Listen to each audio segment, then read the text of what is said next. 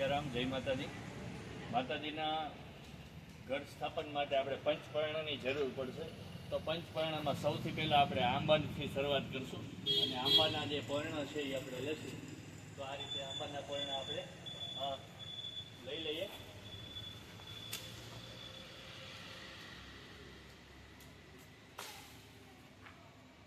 આપ જોઈ શકો છો જે આ દૂધાળા જે હાથમાં આ તોડતા જે છે દૂધ જેવો પ્રવાહી નીકળે. તો આંબાને આપણે આ રીતે જે એ પંચપર્ણ માટે પહેલું પર્ણ આંબો લઈ લેશું. પંચપર્ણ માટે આપણે વડલો ને પીપળ લેવા માટે જશું.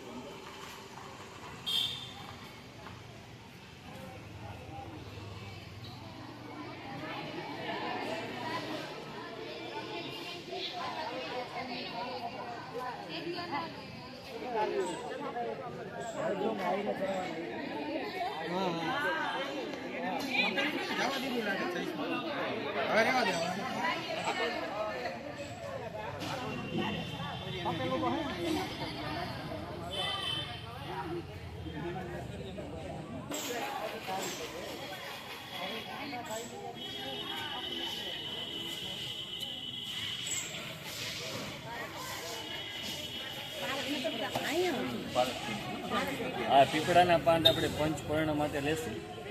પારસ પીપળો હોય તો વધારે સારું સ્થાપન માટે.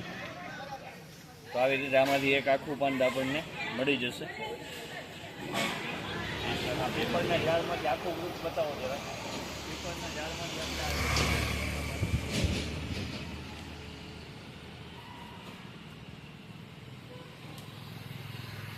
એ પણ દૂધાળા છે.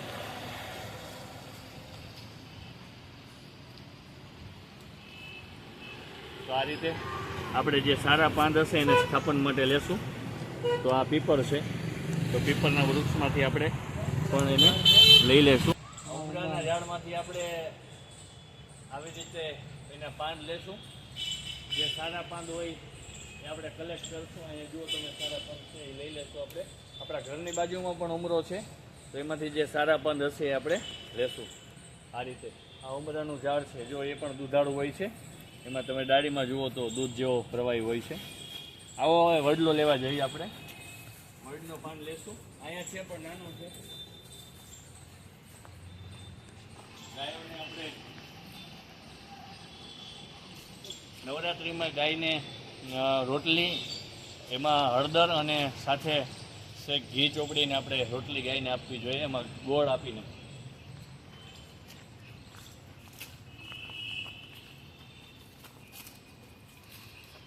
વડ આપણે મળી ગયું છે. તો વડનું ઝાડ છે એ મોટું છે, એમાંથી આપણે લેશું નાના પાન. કાઢીએ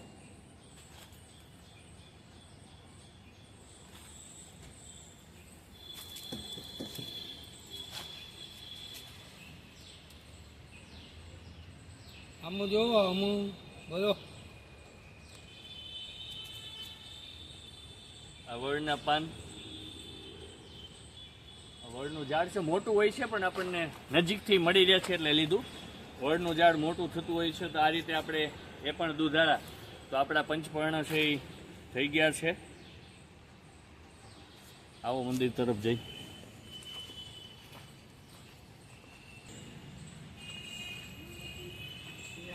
ખાસ આપણા પંચપર્ણ છે એ આપણે આજુબાજુમાં મંદિર હોય ત્યાં બધી જગ્યાએથી પંચપર્ણ મળી જતા હોય છે. બાજુમાં સરસ મહાદેવનું મંદિર છે.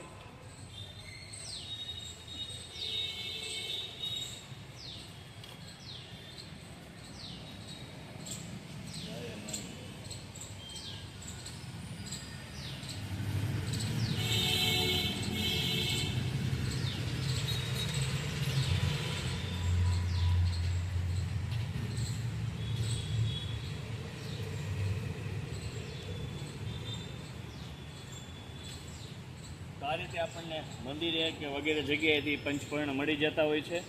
તો પંચપર્ણ લઈ લેશો આપ. જય સિયારામ, જય માતાજી.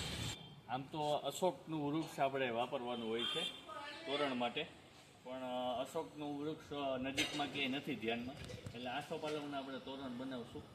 તો આસોપાલવના પાન લઈ લેવું.